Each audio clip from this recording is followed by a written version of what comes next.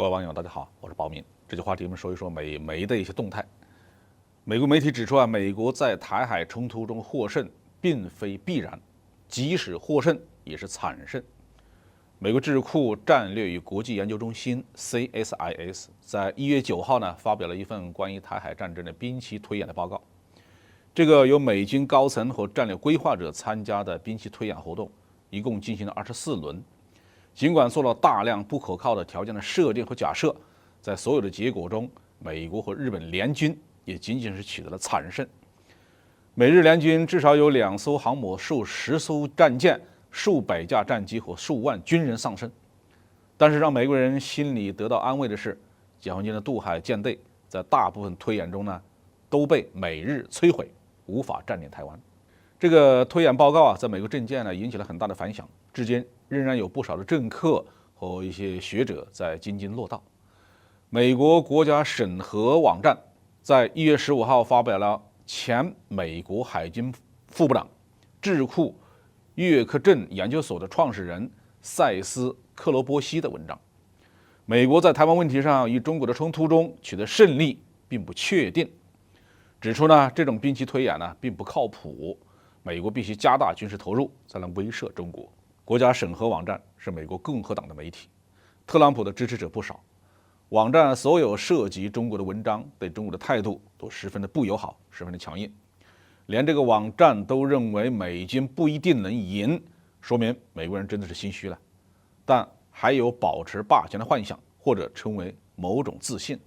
作者认为啊，过去几十年美国在印太地区的地位是支配性的，但是这一份兵棋推演报告说明，中国的力量已经与美日的力量接近，这导致了美国在印太地区的传统地位将无法持续。自20世纪50年代初以来，美国通过在空中和海上的绝对的优势，维持了台湾的现状。当年大陆和台湾达成的9·2共识，在美国看来呢，也有一个前提，那就是中国大陆的军事力量不足以武统台湾，哪怕没有美军的介入，台湾也能抵挡得住解放军的进攻。但是在过去的20年中，亚太力量的平衡发生了变化，一场代价高昂的胜利已经是美国不可想象的了。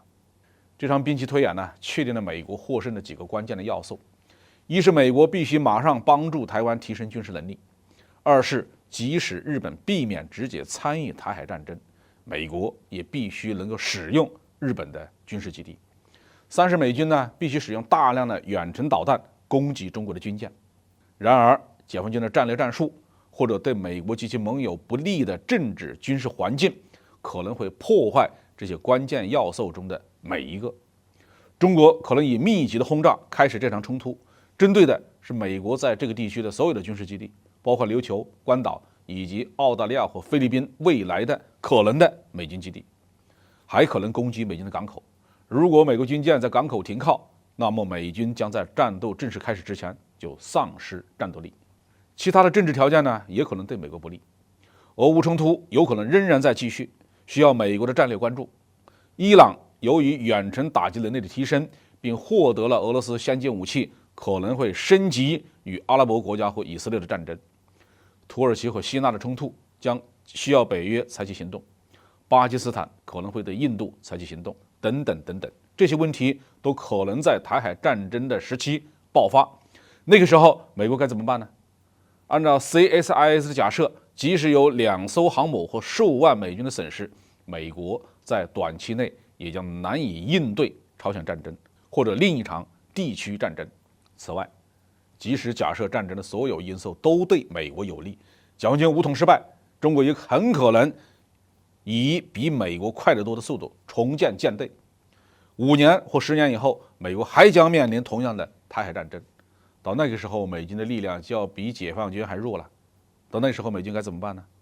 所以作者的结论是美国必须现在就扩大美国的军力，特别是美国的海军，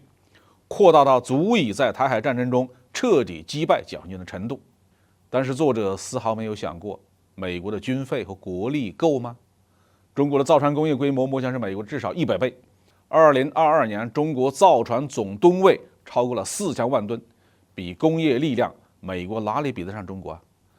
麦卡锡在前几天当选美国众议长的时候接受反对派的条件之一就是要把美国政府2024年的军费开支维持在2022年的水平。然而，2022年的军费开支要比2023年低1000亿美元，就凭这还怎么扩大美军的规模？所以这篇文章反映的现实就是，美国已经有很多人感到绝望了。好，这期话题我们就说到这里。